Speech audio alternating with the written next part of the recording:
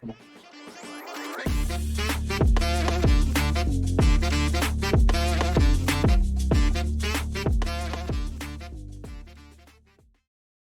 Bom dia a todos, boa tarde, boa noite. E aí, de quando você está ouvindo esse podcast? Tudo bem com vocês? Eu sou o Luiz Guilherme e estou aqui apresentando hoje o Escola Cast diretamente dos estúdios do Colégio Adélia Camargo Corrêa, aqui no Guarujá, nosso querido bairro de Santa Rosa. Pessoal, hoje o nosso entrevistado do dia é o professor Franklin. Bem-vindo, professor. Tudo bem com você? Tudo bem, muito obrigado. Boa tarde, bom dia, boa noite a todos que estejam assistindo. Tudo bem. Pessoal, hoje a gente vai estar aqui num super bate-papo com o professor. O Franklin é professor de língua portuguesa aqui no Colégio Adélia, também professor de redação e algumas vezes já deu aula de literatura também, né, Franklin? Já de literatura também. Literatura também. Então ele abrange aí toda essa área de língua portuguesa, tanto no Fundamental 2 quanto no ensino médio. Professor, sendo bem direto para você, a primeira pergunta é: o que te levou a ser um professor? Então, eu me tornei professor depois de já uma certa idade, né? Não saí da escola, já fui fazer letras. Na verdade, foi minha esposa que falou: "Pô, você gosta de escrever, você tem essa questão de querer falar o tempo todo e tal, por que você não faz letras?" Eu não fui fazer letras para ser professor. Eu fui fazer letras para aprimorar a escrita, para comunicação e tal. Essa era a minha ideia de fazer de fazer a faculdade de letras. Posterior a isso, quando entrou um caos na educação, não tinha professor no estado. Então, no meu primeiro semestre, eu fui tentar dar aula no estado. Fui lá, fiz o cadastro, etc. E aí, comecei a dar aula. O primeiro dia que eu pisei na sala de aula, aí eu falei, não, é isso que eu quero. Tá? Aí você pega ali o leque de letras, você pode ir para o jornalismo, você pode, né, ser redator, etc. Mas eu falei, não, não, cara, é isso que eu quero. E aí, desde do primeiro semestre da faculdade, eu já comecei a dar aula. Você tem mais ou menos quantos anos, professor, para a gente poder se mensurar aqui mais ou menos? Hoje eu tô com 45, Tá. na identidade, né? Não, tá. 45. E essa decisão sua de se tornar professor, a gente está falando de quanto tempo atrás? Nós vamos falar aí de 18, 20 anos. Legal, legal. Então a gente, né, é bem legal a gente perceber que o senhor não virou professor porque você falou assim, não, agora eu vou ser professor. Foram as escolhas da vida que te levaram até uma sala de aula e quando você entrou lá, você falou, cara, daqui eu não quero sair mais, né? Frank, eu tô perguntando isso para você porque você é um cara que já foi envolvido ou se envolve em algumas polêmicas dentro do contexto educacional. E eu me lembro de uma que você conta pra gente até hoje, que o aluno virou para você e falou assim: ah, se nada der certo, eu viro professor. Uhum. Isso aconteceu? Conta um pouquinho mais pra gente. Então, eu estava, como sempre, dando, né, algumas orientações aos alunos, e aí falando de futuro, que eles precisam ler, que eles precisam adquirir conhecimento, senão acaba tendo algum tipo de problema lá na frente, seja qual for a profissão que ele vai seguir, e que ele precisa, nessa etapa, estudar. E aí, alguns alunos tinham ido mal na prova, e aí eu ouvi do aluno que, mas não tem problema, professor, porque se tudo der errado, eu viro professor. E aí, só para complementar lá, quando eu decidi ser professor, eu dava aula, eu dava aula no estado, mas eu tinha outro trabalho. Então eu trabalhava, porque geralmente as pessoas falam assim, foi ser professor porque não tinha outra coisa a fazer e acabou sendo professor. Não, eu fui, né? Eu tinha um trabalho, tanto é que eu tive que depois ter uma negociação nesse trabalho para que eles me desligassem, porque aí chegou uma hora que eu falei, meu, eu não aguento mais, porque eu trabalhava naquele trabalho ali tal, trabalhava dando aula e tinha faculdade ainda, né? Chegou uma hora que eu falei, meu, eu não aguento. Chegou uma De hora alguma que... coisa eu tenho que abdicar. exatamente. Alguma coisa eu tenho que E aí abdicar. eu falei, não, eu vou passar direto aí para professor. E aí me joguei. E aí quando...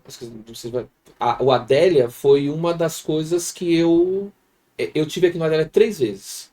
Tá. Conta um pouquinho mais sobre a gente, Né? Vamos lá. sobre esse processo, como é que você acabou parando aqui na Dália? Na verdade, eu podia ter, eu não sei onde está agora, eu encontrei nas coisas um certificado de uma participação de uma palestra de magistério. Isso, tá, assinado pela dona Vera.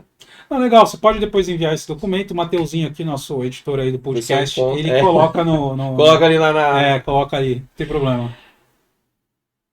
Foi meu primeiro contato, mas assim, ainda como adolescente, tá. Depois de um determinado momento, me chamaram, eu estava na faculdade, me chamaram para dar aula de inglês técnico para enfermagem, Tá. à noite. Aí eu vim, fiz, os horários não se encaixavam, porque eu tinha o trabalho ali, né, tal. E aí acabei, o Hugo conversou comigo, eu acabei não ficando. Aí depois eu voltei, fiz uma outra entrevista, uma outra aula teste, e aí nem cheguei a terminar a aula teste, sentamos, vamos lá, vamos conversar e tal. E aí eu entrei na escola dando aula de inglês. Né? Eu entrei dando aula de inglês pro pessoal da tarde.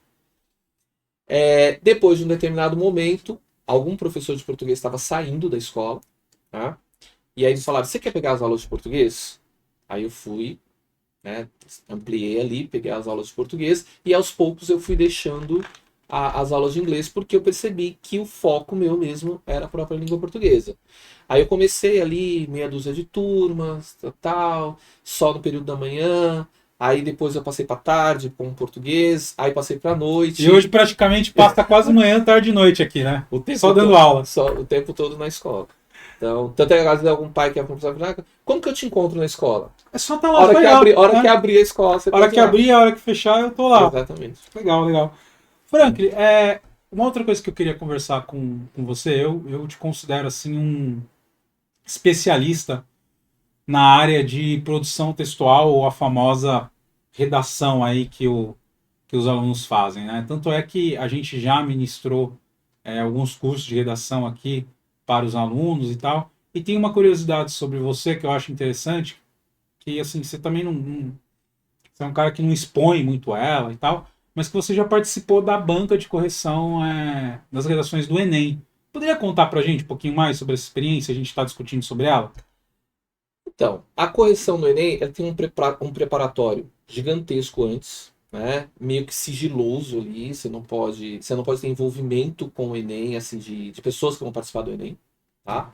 Então você tem todo um treinamento. O aluno geralmente me pergunta assim, como que funciona essa correção? Porque esse é a grande pegada. Eu entender como funciona a correção do Enem para que eu produza, né? Então, assim, o meu público na hora de produzir a redação é o corretor. Então, eu preciso saber quais são as regras para que eu produza em cima daquilo. E eles perguntam como que funciona essa correção, etc. Aí eles começam com algumas perguntas do tipo. Aí eu vou te explicar a questão do treinamento. Na hora que eu estou fazendo a minha redação, se eu citar, por exemplo, alguma coisa que eu inventei, eu vou lá e coloco. O corretor vai. Eles fazem bem essa cara. O corretor vai saber? Ele vai olhar no Google? Não, ele passou um ano inteiro tendo treinamento voltado para um possível tema, né? E ele tem um contrato assinado que ele não pode. Então, assim, ele está preparado para qualquer situação. O que o aluno tem que entender em relação a esse treinamento, de participar e tal, é que você não é a base de bater o martelo e falar a nota dele é 800. Então, eu fui um corretor mediano. Então, você tem ali o corretor, aí ele dá uma nota, passa-se para o segundo corretor, e aí o terceiro corretor, e aí sim o mais experiente, ele vai bater o martelo e falar, não, a nota dele é dentro dessa. Então ele tem um filtro antes de chegar nisso. Então, professor, só para a gente poder tentar aqui resumir a questão e entender, o senhor está falando que o processo de correção das redações do Enem ele é dividido em 3 etapas. 3 etapas. Um primeiro corretor, um segundo corretor e um terceiro corretor. E o terceiro corretor é quem vai definir realmente a nota que aquele aluno vai ter, é isso? Exatamente. Ele tira assim, uma média ali, até para não ter, vamos vai, eu dei 700 para o cara. E aí alguém chega e fala, não, ele na verdade ele tem 600. Então, porque de repente, como são várias redações, numa hora que você está corrigindo, você acaba tendo alguma coisa que acaba passando. E aí o outro vai ver isso, e aí não ter essa preocupação também de você achar que, facilitou aqui ou facilitou ali, etc. E aí, como ser humano, ele pode errar e o outro vai cumprir E essa. como é que funciona quando vocês detectam uma nota 1000 no Enem, a nota máxima? Como é que é esse processo de poder dar uma nota máxima para alguém? Queria entender um pouco mais sobre ele. Então, eu costumo dizer para o aluno o seguinte: existe a nota 1000, eu falo para o aluno o seguinte: você chegou no Enem, você tem que pôr na sua cabeça que você tem 1000. O papel do corretor é diferente do papel do professor em sala de aula. Na sala de aula, eu olho, oriento você nos erros. Na correção do Enem, é como se eu olhasse para a redação e eu procurasse erros ali. É um erro, na verdade, então você está dizendo que é uma correção onde o aluno começa com a pontuação e cada falha que ele cometer você vai Você vai perdendo. tirar, ele vai perdendo. Ah, Exatamente. legal esse seu pensamento, E aí professor. É interessante ele. você vai levando isso, fala, ó, então o erro gramatical dele, né, é dividido em 5 competências, essa correção. Isso é importante que o aluno sempre tenha em mente. Então a primeira competência, que aí assim, o aluno pecar muito na primeira competência, não tem como aceitar isso, que é o domínio da norma culta. Né? Ele dominar toda a questão da linguística, enfim. Professor, fala um pouquinho pra gente assim, só pra gente não se alongar, quais são esses 5 temas? Primeira competência, norma padrão. Norma padrão. Então entra ortografia, entra a questão da eloquência, coerência, toda essa questão vai entrar dentro da norma padrão. Se o cara realmente sabe escrever, né, da maneira que deve ser escrita dentro dessa Tá. norma padrão. Segunda competência, o aluno tem que entender o que foi pedido ali, ele vai ler o texto apoio, ele vai elaborar os seus argumentos, selecionar e conseguir parafrasear isso. Terceiro, se realmente ele entendeu a proposta do Enem. Por quê? Tem uma situação muito que o aluno entende assim. A pergunta que o aluno faz, desde que o aluno é aluno. Qual o tema da redação? Eu posso falar que o tema é saúde. Beleza, é saúde, tá? Quando a gente fala que o tema é saúde, eu preciso perguntar fazer uma outra pergunta que é: a proposta do Enem, qual que é sobre saúde? E eu sempre dou exemplo para o aluno, eu volto aqui daqui a pouquinho. Na quarta competência, eu vou ter que mostrar que eu sei articular com o conhecimento de todas as áreas que eu passei. História, geografia, física, química, tal. Coisa que o aluno fala, não, eu vou fazer redação, não vou fazer história. Sim, filho, mas você precisa de informações para usar de argumento. E aí a última, que é que o aluno treme na base, que é a conclusão, que é quando ele vai fazer uma intervenção. Ele é obrigado a apresentar uma intervenção que seria nada mais, nada menos do que apresentar uma solução para aquele problema. Frank, deixa eu te fazer uma pergunta. Você elencou aqui 5 itens, eu entendo que daqui a pouco a gente vai voltar um pouco mais na proposta, porque a proposta realmente é algo Uhum. que a gente precisa discutir um pouco mais. Mas basicamente você falou da ortografia padrão, a norma padrão, né? O entendimento, a proposta em si, a articulação entre as áreas, né? Ou seja, o dialogar da física, por exemplo, com a filosofia, o dialogar da história com a geografia, o dialogar entre os saberes, vamos colocar assim. E a conclusão e intervenção. Bom, basicamente a gente poderia dizer aqui, professor, que se o aluno segue essas 5 etapas, ele pode conseguir uma boa nota no Enem? Eu não estou dizendo que ele vai acertar em tudo que ele colocar lá, mas ele seguindo essas 5 etapas, a gente já pode falar aí tá falando de uns 600, 700, né? Mais, Mais. mais, mais. Se o aluno tiver, primeiro ponto que ele vai ser diagnosticado, a questão da norma padrão. Porque a norma padrão é assim, primeiro, acentuação, ortografia, tal, tal, tal. Mas quando o aluno consegue expor a ideia, utilizando, vou falar termos técnicos primeiro, Certo. anáfora, né? Olha, você errou em anáfora. Aí o aluno fala, mas o que é uma anáfora? É quando eu utilizo um termo para retomar um outro e não repetir a mesma palavra. Então eu vou, para não cansar ali o texto. Então quando ele consegue manipular, é a grande pegada. Então, isso é uma pergunta que eu ia te fazer já dentro disso que você está falando. Você acredita que o aluno ele deva criar essas situações na proposta dele, por exemplo? Sim, Sim. sim. Porque assim, o objetivo do aluno. Qual é o meu objetivo? Ter uma nota alta. Tá. E aí eu falo para o aluno o seguinte: hoje é a redação do Enem. Você tem uma proposta. O teu emocional, eu ainda falo uma outra coisa para você. A tua alma tem que sair. E ali vai ficar a tua razão. Ah, eu não concordo com isso aqui. Você não está ali para isso. Você está ali para defender. Você pode até falar que não concorda. Você está ali para defender e seguir uma regra. Né? Então eu vou seguir essa regra, eu vou defender ali da maneira que eu achar melhor.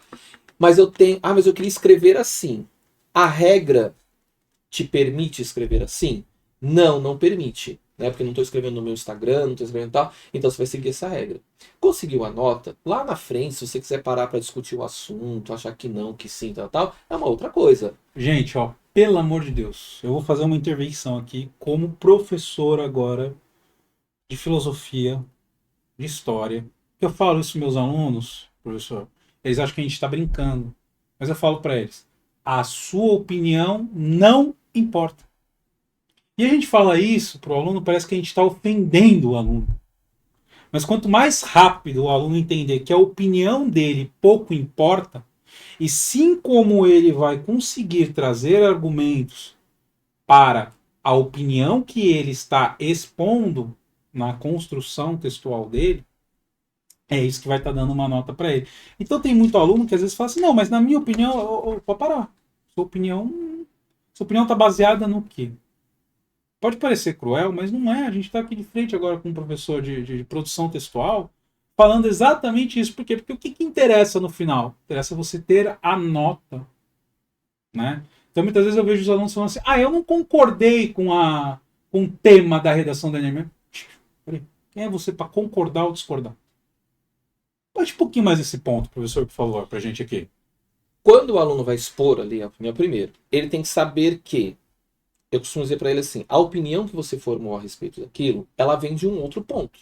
Então eu tenho leis, eu tenho pensadores, então a partir disso eu vou defender. Eu uso até uma expressão em sala de aula, como os alunos vão ver, eles vão falar porque aí fica até mais, né, tal. Eu costumo dizer assim, na redação do Enem, você não é ninguém. Eu não posso partir do meu ponto emocional e falar, não, eu não concordo com isso aqui, mesmo usando uma lei eu vou defender. Eu preciso, né, de uma lei, eu preciso de um pensador, eu preciso de um argumento de autoridade que me ajude a defender aquilo. Você pode até, né, apresentar a sua ideia, mas eu parti disso daqui. Partindo disso que você está falando de argumento de autoridade, é muito legal quando a gente fala de argumento de autoridade, porque eu sempre falei para os alunos decorarem assim algumas frases de alguns filósofos, algumas coisas impactantes que eles podem estar usando dentro de uma produção textual. Eu acho isso muito interessante. Professor, vai ser um pouquinho polêmico isso que a gente vai falar, mas a gente tem que falar. A Bíblia, ela pode servir como argumento de autoridade? Sim ou não? Vai depender do tema, vai depender da proposta feita. Mas ela pode seguir como. Não, aí a gente vai. Eu vou destrinchar a situação. Não como Bíblia, mas como contexto histórico. Tá? Então, por exemplo, tiraram agora, mas eu tinha uma determinada apostila que falava de mitologia grega e ele apontava a história de Pandora, que abre a caixa, etc. A desgraça espalha pelo mundo, etc. Posteriormente, num exercício, comparava Pandora e Eva, dizendo que as duas haviam espalhado a desgraça no mundo. E aí você imagina isso numa sala de aula. Pesado, hein? Né? E aí antes eu tenho que preparar uma questão histórica, né? Se você acredita ou não acredita, tal, a gente tem que levar isso em conta. E aí a gente vai discutir a respeito. Só que a sociedade atual ela tem uma determinada discussão em que o respeito ele não aparece em nenhum momento. Então, assim, o meu argumento é esse porque eu tenho esse argumento. Mas eu não concordo, e aí ele não sabe apresentar um outro argumento, ele começa a faltar com respeito. Então, qualquer coisa que as pessoas falem, eu fico ofendido. E aí até tem umas pessoas que falam essa questão de mas a opinião de fulano, né, me ofendeu, etc. Eu ouvi na internet, aproveitando, né, a juventude do pessoal do Instagram, eu ouvi não me lembro exatamente o nome da comediante, mas ela fala uma coisa que é muito interessante, que é a questão da playlist que você tem no seu Spotify, no seu tal. Você escolhe a playlist, aí você tá ouviu a primeira, ouviu a segunda, você escolheu. E de repente, na quarta música você pula, você não quer ouvir. Aí ela fala assim, se a minha opinião não tá me importando, eu vou desrespeitar a sua. Então eu tenho que ter argumentos, tal, e assim, a discussão é muito assim, vamos discutir tal assunto e aqui tem que ter um vencedor. Quando não se precisa de um vencedor, Exatamente. Cada um pode ir embora para sua casa com a sua opinião, né? Aí a gente está falando de um debate.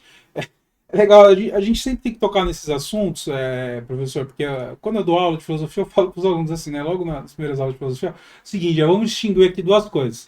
Quem acha que o homem veio do macaco? Veio do macaco? Beleza. Quem acha que o homem veio de Adão e Eva? Veio de Adão e Eva? Beleza. Quem acha que o homem não veio de lugar nenhum?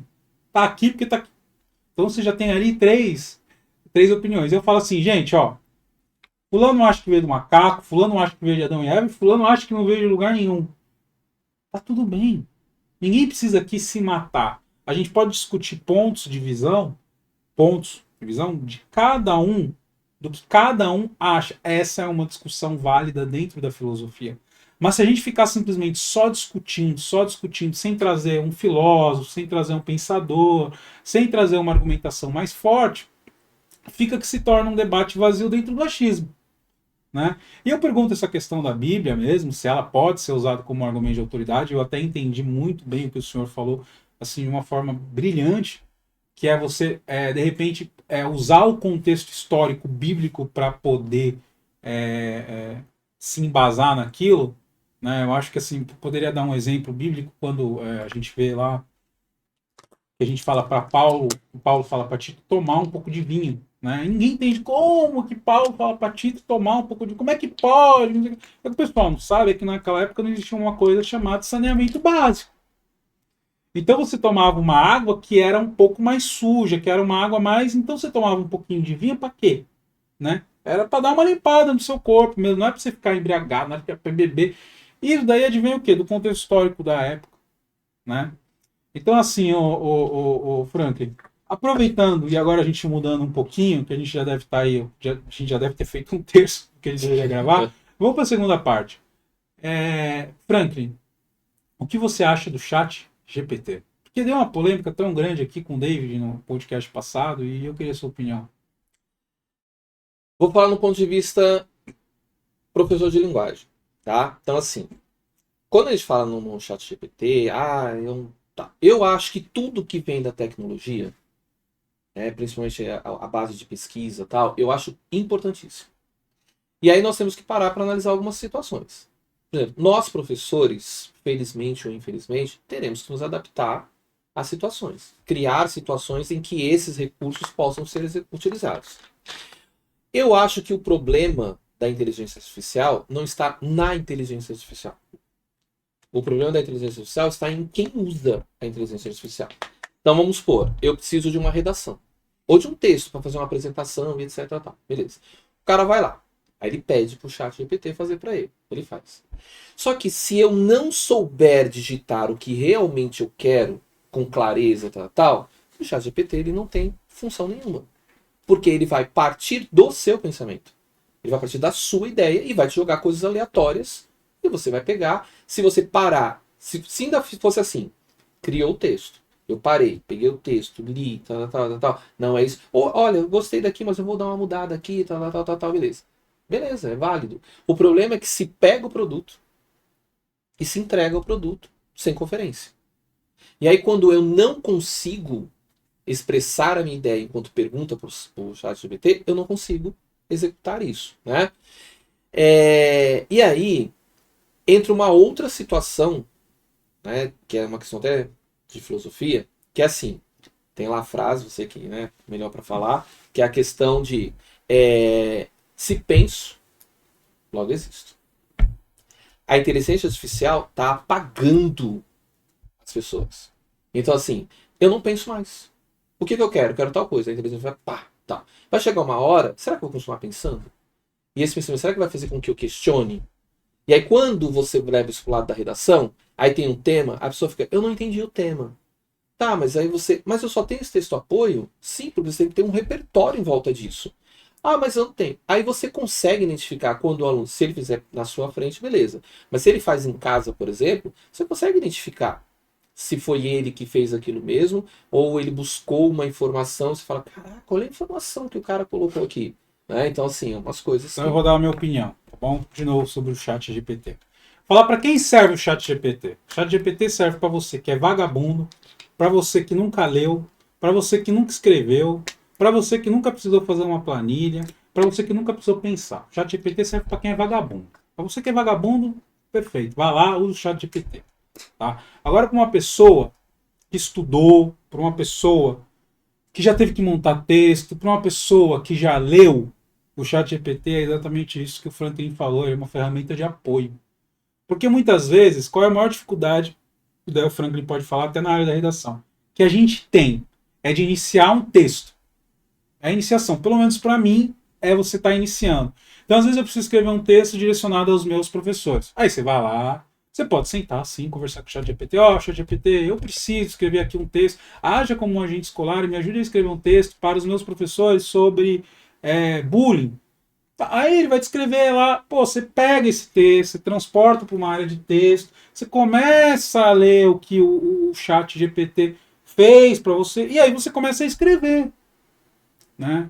Eu acho que a gente está cada vez mais dando valor para coisas que nós não deveríamos dar, tá? Porque eu volto a falar, se você não é vagabundo, se você foi uma pessoa que leu, se você foi uma pessoa que construiu, cara, beleza, você pode usar o chat GPT.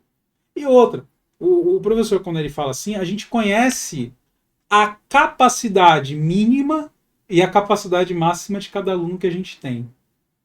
Não é, Frank? Quando o cara chega aqui com coisa mirabolante, amigão, não foi você que fez. Tá? Você não tem essa capacidade de fazer isso. Então, achar que cada professor não conhece a sua, principalmente vir com o chat GPT para cima de professor, achar que cada professor não conhece a capacidade que você tem de resolver um problema, é desmerecer o trabalho do professor. Né? Eu estava lembrando aqui de uma situação que eu passei com o Franklin, que foi uma vez que eu adverti. Eu suspendi o aluno, e o pai falou: meu filho está suspenso, você precisa aprender a colocar a crase. Foi mesmo. Né? Então, assim, né? É meio complicado. Franklin, seja sincero aqui pra gente. O que você prefere? Dar aula para o Fundamental 2 ou para o ensino médio?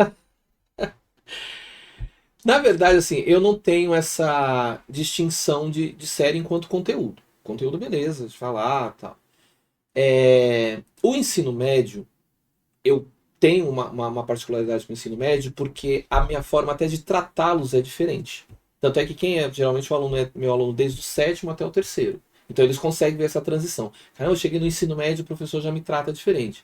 Porque eu vejo assim, eles deveriam, vou usar a palavra deveriam, estar mais maduros. Então eles estão prontos, mas a gente sabe que não é bem assim. Estão prontos para entender que ali há uma crítica, então eu estou criticando, porque o meu papel enquanto professor de redação ou de literatura, enfim, não é só, hoje em dia, infelizmente, não é só despejar o conteúdo, eu preciso direcionar esse aluno. O que me parece, Frank, é que no Fundamental 2 você age como Darth Vader, né? Sétimo, oitavo e nono ano, e quando chega no ensino médio você quer dar uma de Yoda, né?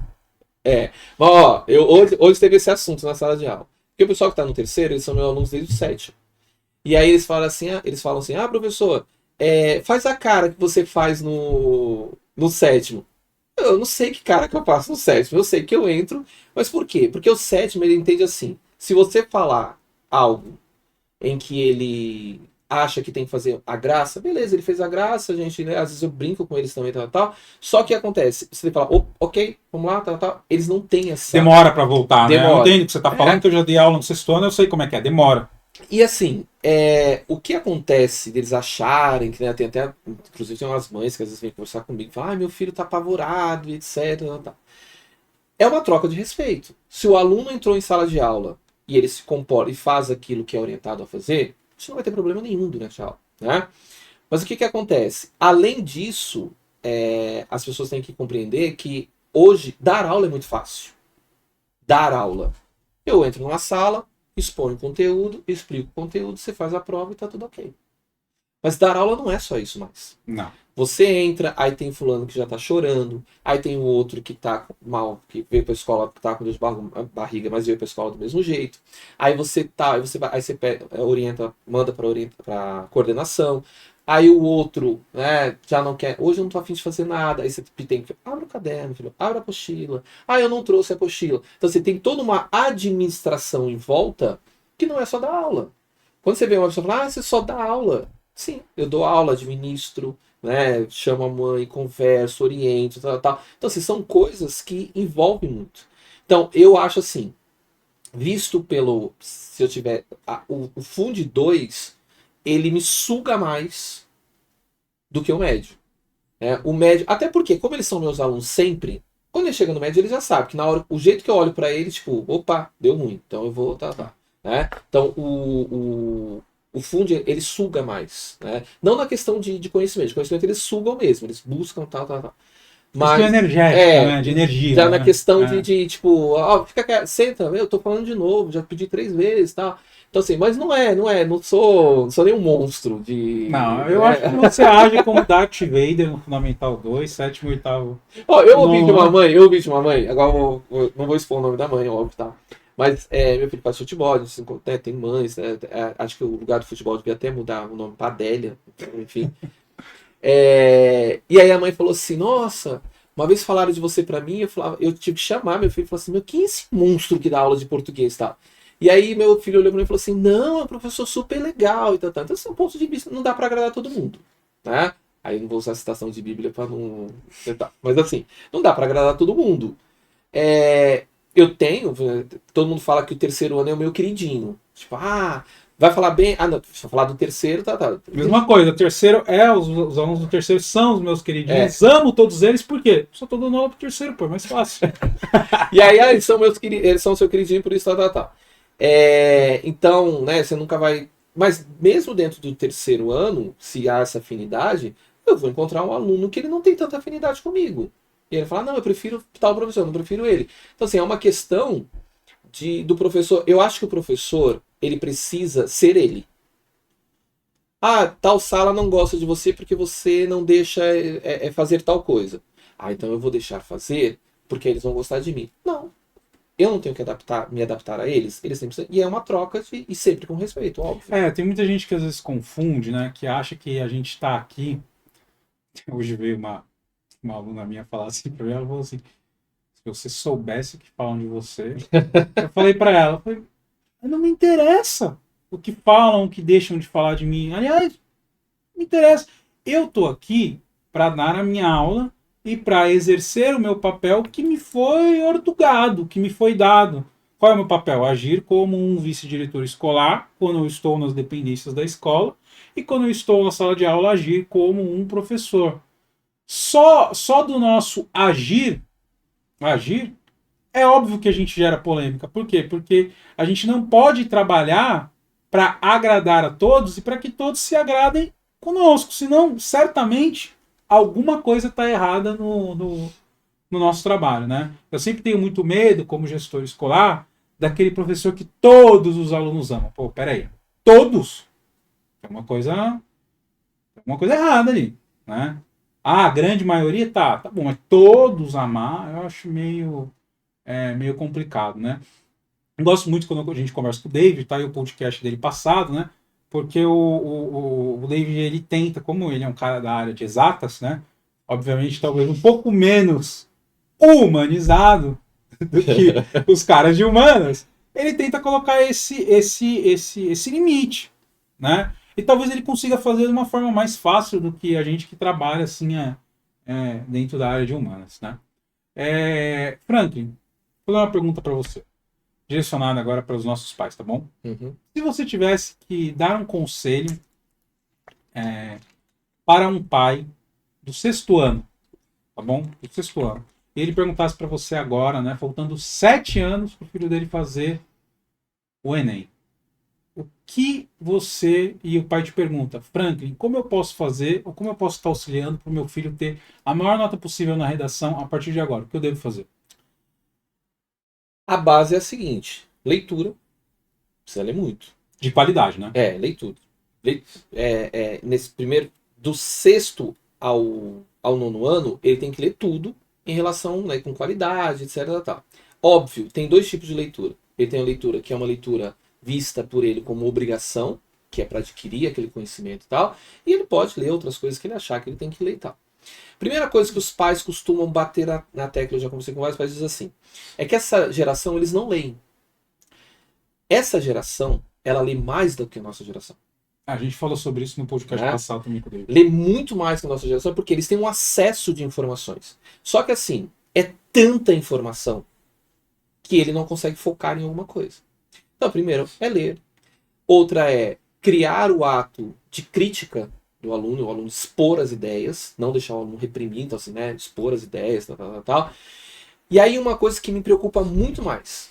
Para o aluno fazer isso, ele tem que ter uma independência. né? Então, quando você pega um aluno lá do sexto, tá ok, eles acabaram de chegar no fundo de 2, é um susto para eles, tá? Por isso que a gente não te põe pra dar aula no sexto ano, né? Não, eu já fui professor do sexto ano, depois eu conto do sexto Meu ano. Tu não lembra? Eu conto, a gente volta e eu conto essa parte do sexto ano. Mas, quando você tem, ele chega no sexto ano, ele se assusta. Eles, por exemplo, tem um pessoal do sexto ano que já veio perguntar se eu vou dar aula para eles, porque eu dou aula pro sétimo. Você vai ser meu professor ano que vem? Eu falei, não sei. Tá. Mas eu respondo com carinho. E aí, se eu dou aula no sexto, primeiro, os pais estariam aqui todos os dias, com certeza. Porque precisa ter um amadurecimento. Aí o pai fala, não, mas meu filho é criança. Sim, ele é uma criança. Mas ele precisa amadurecer. E aí vem o meu lado polêmico, que as pessoas falam, nossa, você falou isso. Presta atenção. Hoje você está num ambiente de sucesso, perguntando pro pai, está num ambiente de sucesso, você veio, já nasceu assim tal, ou você veio, né, cavalgando, né? cavalgando? Beleza. Ah, eu cheguei aqui. Eu estava aqui, cheguei aqui. Chegou aí como? Fazendo coisas que você não deixa seu filho fazer. Seu filho esqueceu o lanche. Você traz. Você vai levar o lanche para você quando você esqueceu? Aí, não sei o que, tá. Então, você tem, óbvio, não precisa ser na mesma intensidade. Mas ele tem que perceber. Você pode até fazer uma coisa meio que mascarada, tipo, ó, você esqueceu a apostila? Você vai ficar com zero. Depois você conversa com a professora e tal. Mas tem que mostrar para o aluno que existe uma consequência.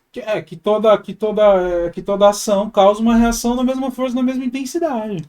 E aí, quando ele fala assim, porque eu não quero aquela frase bonita, né? Eu sou pai também, eu também peco nessa situação, mas assim, mas eu não quero que ele sofra a mesma coisa que eu sofri. Usar a palavra sofrimento, tal.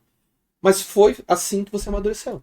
Às vezes você pega um aluno que está indo para o ensino médio e ele não tem maturidade. Ele não tem maturidade de trazer o material. Então, assim, primeiro, é a organização, é o aluno entender que eu não tenho que ficar olhando, deixa eu ver o que você tem para fazer hoje. Eu posso até orientá-lo. Ou melhor, é muito melhor, ao invés de eu falar, deixa eu ver o que você tem para fazer hoje. Aí olhar lá a agendinha ou onde anotou e tal. É muito melhor você falar assim, me conta o que você tem que fazer hoje. Quais foram as lições que passaram para você fazer em casa? Né? E o hábito do estudo. E tirar da cabeça, e a gente precisa fazer isso, né? Eu sei que é uma questão burocrática, às vezes até a escola me olha tudo quando eu falo isso, mas assim, a nota é a obrigação, a última obrigação. Porque assim, plural. Estou, para quando que é o plural? Eu sempre falo assim, não sei, eu vou ver depois. Não, mas para quando que é? Tá bom, você quer uma data? É pro dia 30. Aí eu vou lá, daqui 2 dias entro no plural do cara. Ele fez? Ele não fez. Ele tá esperando que dia? Dia 30. Por quê? Ele quer saber, eu fiz o plural, eu tenho nota. Só que assim, durante a etapa, se ele vai fazendo, ele vai adquirindo um conhecimento. Então ele precisa disso. Tá? Então assim, o hábito, né, você não precisa pegar aquelas fórmulas que dão de você pegar e trancar seu filho 12 horas no quarto e mandar ele 12 horas. É uma questão de rotina. E ninguém vai conseguir hoje, por exemplo, falar assim, professor, tomei uma atitude. Vai pegar um cara de tomei uma atitude. Eu vou estudar agora. Ó, separei aqui, 4 horas, eu vou estudar. Eu vou olhar para ele e falar, você não vai estudar. Você nunca fez isso? Então 20 minutos hoje. Conseguiu uma semana assim? Opa, vou aumentar mais 10 minutos. E aí você vai aumentando, vai chegar uma hora que você vai fazer naturalmente. Mas você tem que ter essa possibilidade. Senão você não consegue. Né? Então, o pai que chega e se assusta, né, ele tem que ter. E uma outra coisa que tem que haver no Fundo 2, né, no sexto, tal, não faz muito tempo que eu não entro no sexto ano, mas é uma parceria entre professor e pai. Né? O pai tem que ver que o professor ele não está ali ele não está ali para perseguir o filho, ou tal, ele está ali para orientá-lo. O pai entrega nas mãos da escola o bem mais precioso dele, que vai ser orientado e tem que ser devolvido da mesma maneira ou melhor de quando ele chegou. E aí a gente fala de uma sociedade hoje que trabalha o tempo todo, que tal, e a gente entende isso. Muitas vezes o pai, ou melhor, o filho, ele se abre muito mais na escola do que com o pai, mas não é porque o pai não quer, é porque o pai não tem tempo para aquilo. Né? Então, assim, o papel do professor é importante. E o sexto ano é o pontapé. Se eu afrouxo demais no sexto, eu tenho um problema lá na frente. Se eu aperto demais no sexto, eu tenho um problema lá na frente. Então eu tenho que mostrar para esse aluno de sexto ano que ele precisa, aos poucos, chegar lá. Né? Vai tomar umas broncas? Vai tomar umas broncas e tal. E aí, pegando a questão, por que eu não estou no sexto? Porque Porque as minhas broncas, geralmente, elas são muito secas, né? Eu falo umas coisas que o aluno toma, se eu falar isso pro sexto, eu traumatizo a criança. Mas quando eu entrei aqui, com aula de português, a minha primeira turma era o sexto ano. Era o sexto ano. Com certeza eu não estava aqui na direção da escola, né? Acho que eu devia estar afastado, mas Não, tanto é que quando me passaram colocaram pro oitavo, não era nem sétimo, pro oitavo, foi até o Dedé que conversou comigo e falou assim, eu vou te deixar no oitavo, né? Não vai diminuir o número de aulas, nem tal, não, mas assim, eu vou te deixar no oitavo, porque eu acho melhor, a tua pegada é melhor no oitavo, tal, tal, tal, tal. Aí depois me recuaram um pouquinho pro sétimo, tal. Mas por quê? Era uma turma que eles foram comigo até o terceiro ano, mas eles sabiam exatamente aquilo que precisava ser feito, né? Até depois eu encontro com eles lá e eles falam, ah, professor, cara, eu não esqueço o senhor falando que nisso, não sei o quê, que, não fez a... Ah, professor, eu fiz tudo a lição, só não fiz 3 exercícios. então não é tudo. Mas, não fiz tudo. E outro, aí eu, no sexto ano eu falava pra eles, presta atenção, sua mãe vai pedir pra você ir em algum lugar. Hoje em dia é R$ 5, na época eu não lembro, mas assim, a passagem é R$ 5. Tá aqui seus R$ 5. Só que assim, você perdeu R$ 2 no meio do caminho. O cara vai te levar? De repente, um lado humano ele te levaria.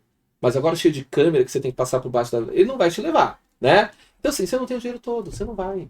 Da mesma maneira que você não vai continuar aqui, você vai lá na coordenação conversar com ele. Entendeu? Mas foi. É, eu vou. A gente tem uma filosofia aqui no Adélia. Essa filosofia a gente aprendeu com o Rogério, o nosso mantenedor, e talvez o Fundamental 1 ele acabe só no sétimo ano. A gente não está falando a gente não está falando é, pela maturidade, questão de maturidade do aluno. A gente sabe que tem alunos que vão, tem alunos que já estão, mas talvez o ciclo final do Fundamental 1 só se encerre no sétimo ano. A gente sempre foi assim partidário dessa opinião. Eu acho legal quando um cara como você chega aqui, prata da casa. A gente pode falar que minha mãe ficou chateada quando eu não falei que ele era prata da casa, mas o Franklin é prata da casa, porque ele só trabalha no Colégio Adélia, acho que há mais de 10 anos. O único emprego dele é só o Adélia, que é o único lugar onde ele exerce a função de professor, não é isso? Sim. A prata da casa, está aqui há muito tempo com a gente. E acaba também que ele aprende com a gente e, obviamente, a gente também aprende com ele. É uma troca sistemática, né? Então você vê que realmente, né, as coisas no Fundamental 2 a gente tem que tentar ir um pouquinho mais de calma. Mas que se a gente for com muita calma também, a gente não está preparando aquele aluno pro ensino Uhum. médio, né? E aí o fundamental acaba perdendo a função dele, porque toda a função do fundamental, como já disse, fundamental, ou seja, são as coisas fundamentais que o aluno tem que saber para ir partir para um ensino médio, e aí ali a gente já chama de ensino médio, e depois você vai para o ensino superior. Né? A gente pensa que não, mas é super importante isso daí, né? Franklin, eu queria. Nosso bate-papo está acabando já. Eu queria me despedir de você, agradecer a sua participação. Eu queria falar para você, pessoal, que está buscando aí uma qualificação de qualidade, está buscando fazer um curso técnico. Vai aparecer aí algum QR Code aí na tela que o Mateuzinho vai colocar aí para gente, para que você conheça o nosso Netflix da educação. Tá bom? Super importante aí para você que está assistindo a gente conhecer o nosso Netflix da educação. Muito obrigado a todos. Vou deixar aqui um tempo para o professor Franklin. Professor, algum recado que o senhor quer dar? Alguma despedida em especial para alguns alunos? Então, eu quero agradecer o convite, né? Já era para ter sido gravado, mas, né, falar que aquele bem, bem famoso, né? Tipo, a agenda não estava compatível. Mas assim, recado para os alunos que vocês se dediquem, né? Teve agora o retorno da prova ângulo presencial, os alunos, né, olharam, viram o que conseguiram fazer e etc. Então, assim, esse lado deles não acreditarem que eles não consigam fazer, isso é algo muito emocional deles. É Eles crença que eles conseguem. mesmos criam, né, na cabeça deles. Então, assim, o que eu tenho para falar para eles? Apesar de eu não declarar isso, né, em coisas, até pela postura ali na hora, mas, meu, eu amo ser professor, né? Eu acho que em todo momento cada sala tem seu lado especial, tem seu lado particular, tem alguns que são mais tem uma afinidade maior, tem outros que têm uma afinidade menor, mas no conjunto, para mim, eu amo a profissão que eu tenho. Então jamais eu chegaria no aluno, de repente, para você não vai conseguir, tal. Eu nem tenho capacidade para isso. Né? É o aluno que falar. Se ele chegar para mim e falar assim, eu não consigo, eu ainda vou brigar com ele. Falar, não consegue como? E, dúvidas que tiver, quem vier estudar aqui, né, questão de redação, eu costumo dizer que a redação depende muito mais do aluno do que de mim. Só fazer um corte nisso, antes da despedida do professor Franklin. Hoje nós conhecemos quem é o professor Franklin, tá? Foi um pedido até de muitos alunos que a gente gravasse com ele, para eles conhecerem um pouco mais sobre ele. Mas, obviamente, quando for no final do semestre, lá para junho, talvez a primeira semana de junho, eu acredito que a gente vá retornar aqui com o Franklin, né? Porque todo meio do ano a gente abre o nosso curso preparatório de redação, né, Franklin? Uhum. Muito provavelmente esse ano nós teremos de novo. E aí o Franklin vai vir para falar só sobre redação do Enem, tá bom? Então, tem muita gente aí que depois vai falar, mas pô, eu queria ouvir ele falar mais de redação. Queria ouvir? Então volta a próxima vez, tá bom? E aí eu vou deixar um abraço para os terceiros anos, né, que estão chegando aí na etapa final. Isso não quer dizer que... E aí eu vou lançar um negócio que o terceiro ano falou, que assim, como eles estão comigo desde o sétimo e tal, né, me chamam de pai, etc, né, eles estão indo embora. E aí, eles falaram que abriu vaga para qual é a turma que eu vou adotar quando eles forem embora, né? Não vou adotar ninguém, né? Aí já começa aí, não vou adotar ninguém, eu juro que eu não vou adotar ninguém. Mas fica um abraço aí para o pessoal do terceiro. O nono ano que está mudando, né? De ciclo e começa a ter redação esse ano, que é importante até para o vestibulinho, né? Enfim. E o pessoal que está sendo meu aluno agora, né? Que chegou no sétimo. Um abraço aí, um beijo pro pessoal do sétimo D, que é o sétimo da manhã não do Al. Né? Sensacionais. Não deveria ter falado isso, mas falei, porque eu gosto de causar. E é isso, né? Então aí para tiver uma outra situação, no meio do ano tem o curso de redação, e aí a gente grava aí algumas coisas só para redação. Tá bom. Pessoal, muito obrigado a todos. Eu agradeço aqui a presença de todo mundo que passou por esse podcast. Dá um like aí, curte no joinha, faz um comentário aqui pro professor Franklin e pro professor Luiz Guilherme. Manda um abraço para mim que tá tudo certo. Um abraço, professor. Tá bom? Tchau, tchau, pessoal. Até mais.